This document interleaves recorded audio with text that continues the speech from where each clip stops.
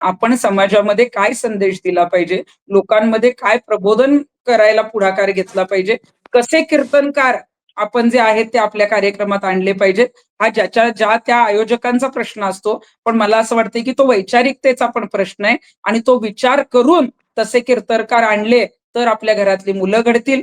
आपल्या घरातले जे कोणी लोक तिथं ऐकायला जातात, ते ऐकून आल्यानंतर आपल्या घरात जो बदल होणार आहे, तर त्या कीर्तनातले काही शब्द, काही वाक्य, काही जे काही सांगितलं जातं, काही गोष्टी सांगितल्या जातात, त्या ऐकून बऱ्याच गोष्टींची चर्चा घरात होत असते. लहान मुलं अनेक कीर्तनामध्ये जात असतात आणि तिथं जर अशा पद्धतीनं जर असल्या काही गोष्टी सांगितल्या जात असतील, त्याच्यावर जर काहीतरी चुकीचं बोललं जात असेल, चुकीचे संदेश दिले जात असतील, तुमच्या आई-वडिलांना तुझा बाप काय करतो?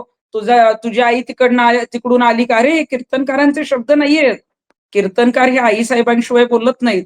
कीर्तनकार हे वडिलांशिवाय बोलत नाहीत.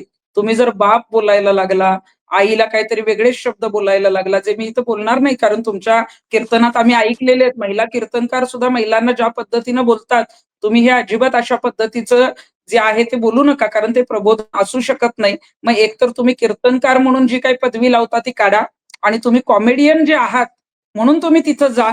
तुमचे शो बुक होऊ देत, फुल होऊ देत. आम्हाला त्याच्याशी काही घेणं-देणं नाही.